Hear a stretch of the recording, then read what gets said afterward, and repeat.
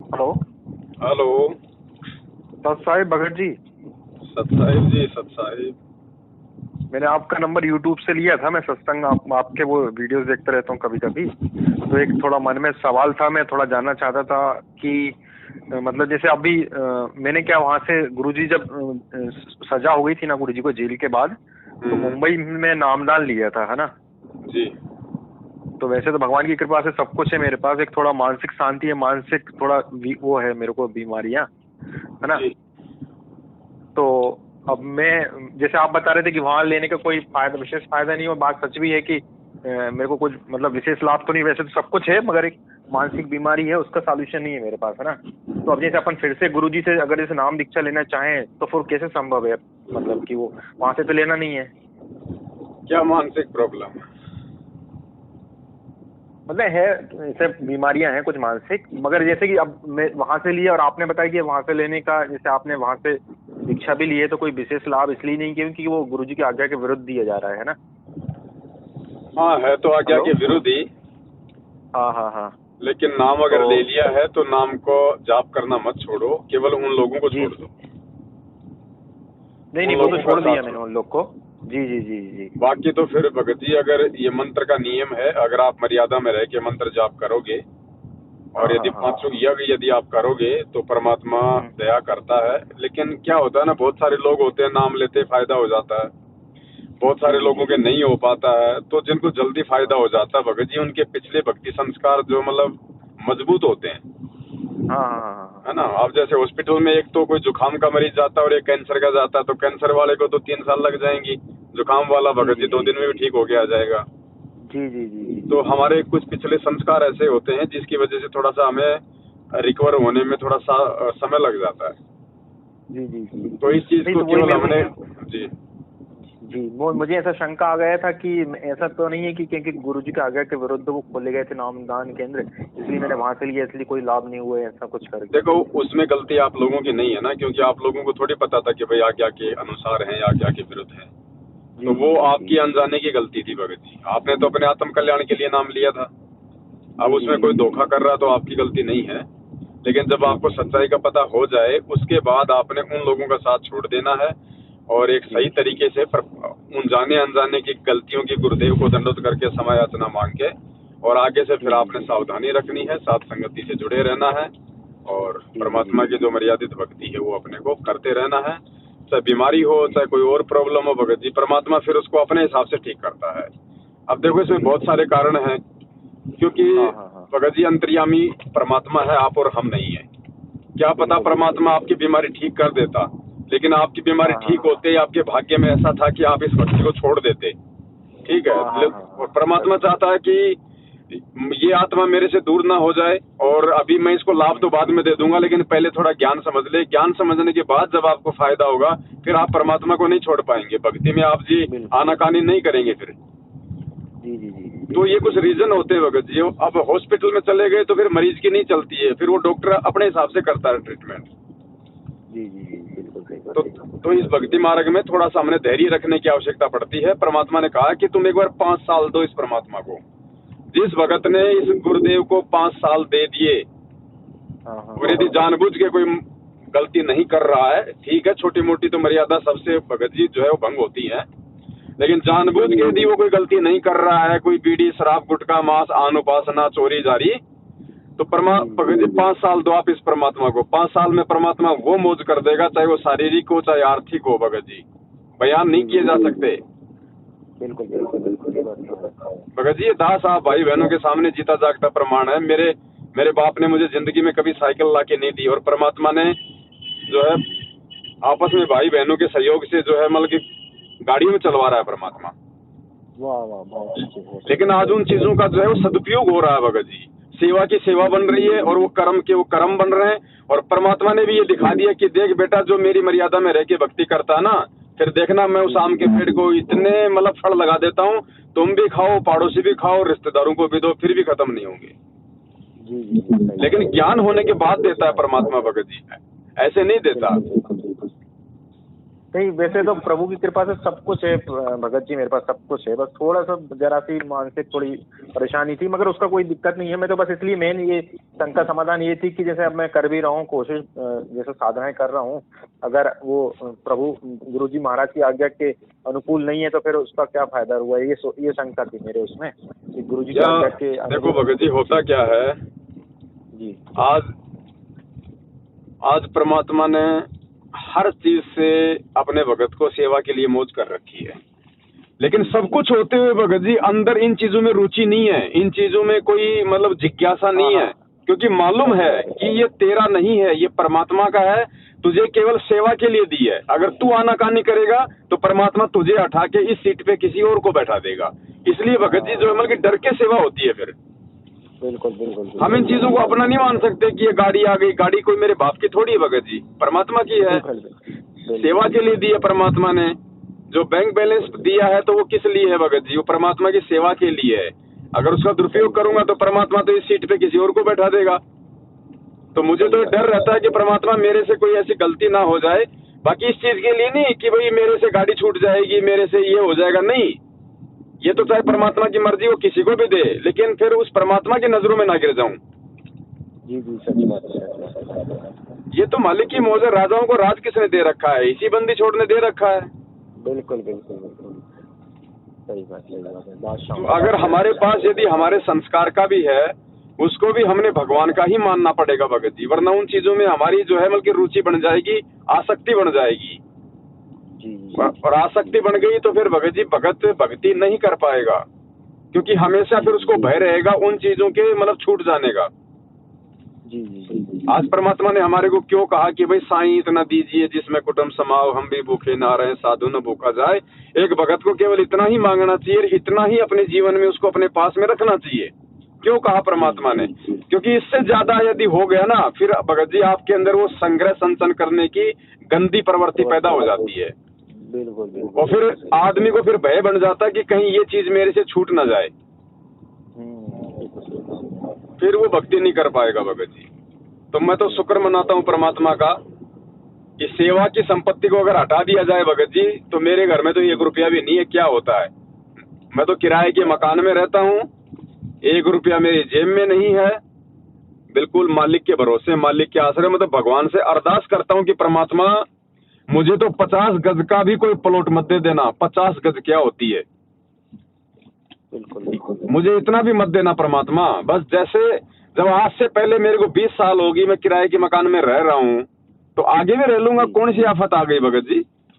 सच बात है, कितने करोड़ों लोग रह रहे हैं, मगर आप आज एक 50 गज का प्लाट खरीदने के लिए आपको ठीक ठाक से शहर में कम से कम आपको 10 लाख रुपए चाहिए।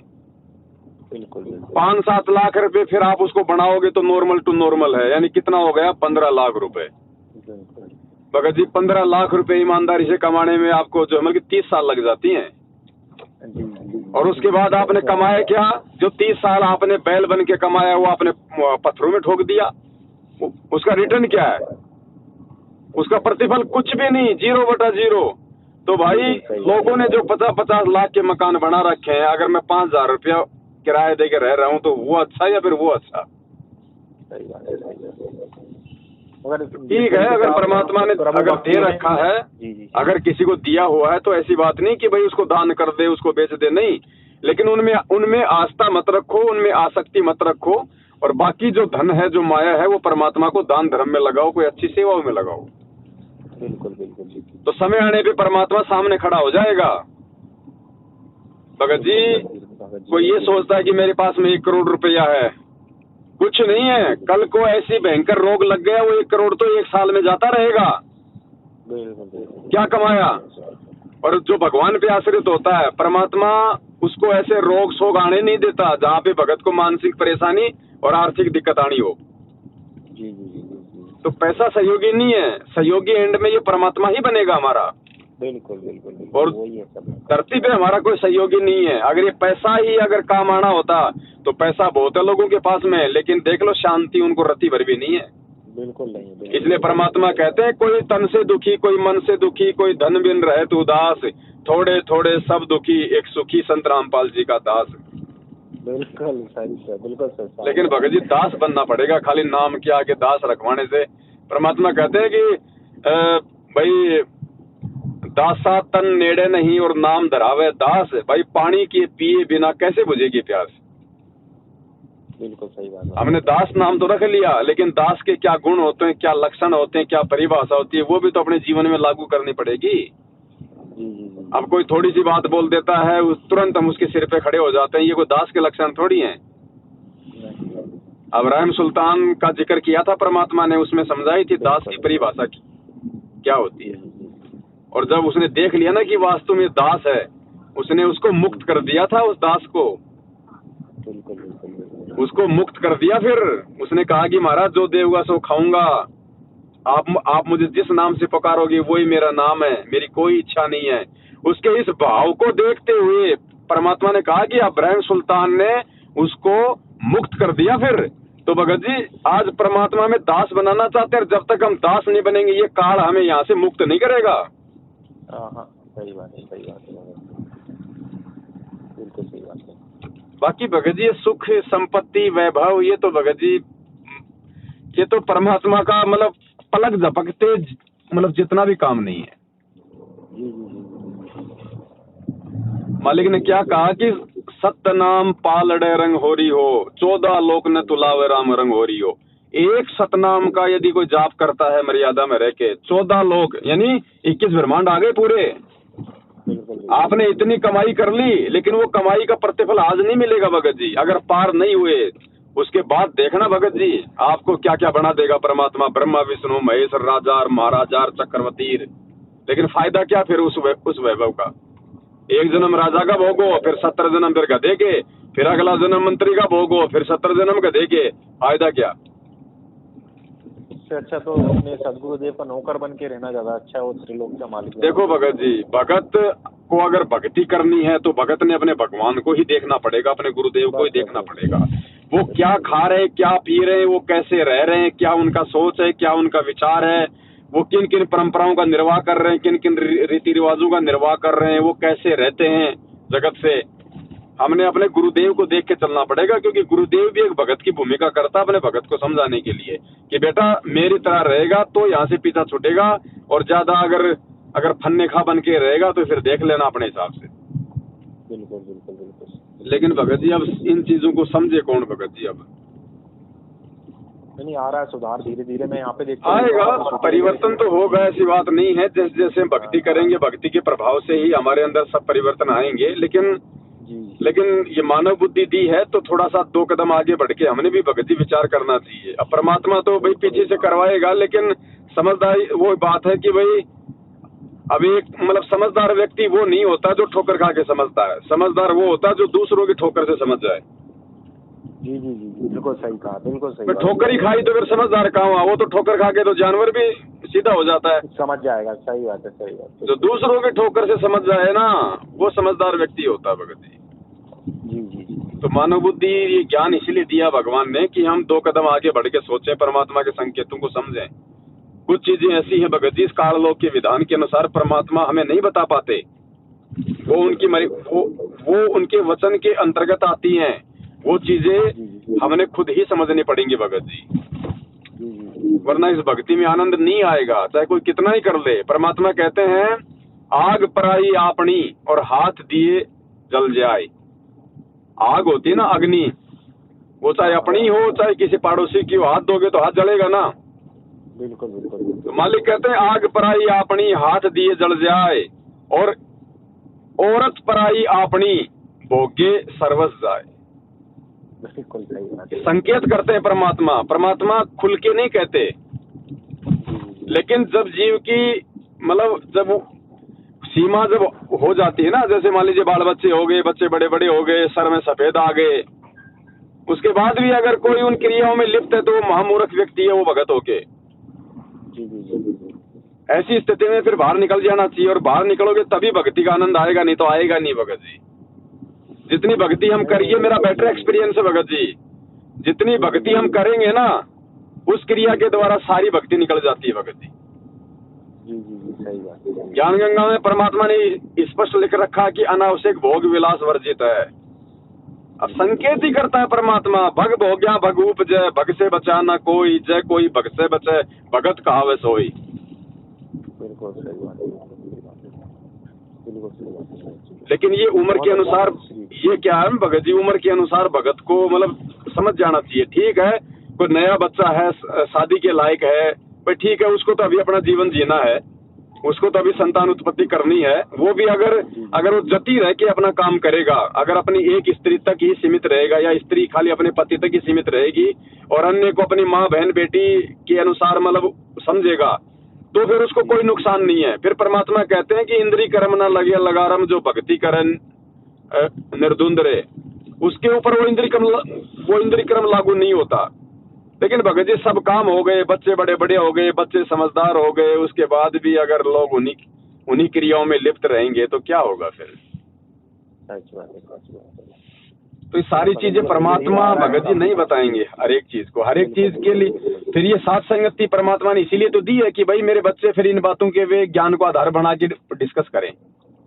बिल्कुल बिल्कुल बिल्कुल। नहीं, बहुत अच्छा लगा भगत जी, आपके साथ चर्चा करके बहुत ही अच्छा आनंद आया। और थोड़ा बाकी तो अनुभव ठीक है भगत जी, अगर ये चीजें नहीं छूट पाती हैं, क्योंकि देखो हम जीव हैं, ठीक है, लेकिन परमात्मा से हम प्रार्थना करते रहें और साथ में हम लोग अपनी तरफ से पूरा प्रयास करें। धीरे धीरे करके फिर एक दिन परमात्मा दया करते हैं भगत जी। बिल्कुल बिल्कुल बिल्कुल। जहाँ पहले रोज होता था, अब कम से कम सप्ताह पे आ जाएं, जहाँ सप्ताह होता है वहाँ पे महीने पे आ जाएं, फिर धीरे धीरे परमात्मा फिर दया करता है। फिर हमारी भक्ति भी तो हमारा साथ देगी फिर। बिल्कुल बिल्कुल बिल्कुल। ये बातें हैं भगत जी, परमात्मा ने ये बातें अपने बच्चों के लिए छोड़ रखी है, साथ संगति के लिए। जी जी जी। क्योंकि परमात्मा ये बातें अगर खुल के बता देंगे तो कोई नाम ही नहीं लेगा, लो जी ये तो सब कुछ छुड़वा रहे हैं। हाँ, सही बात है।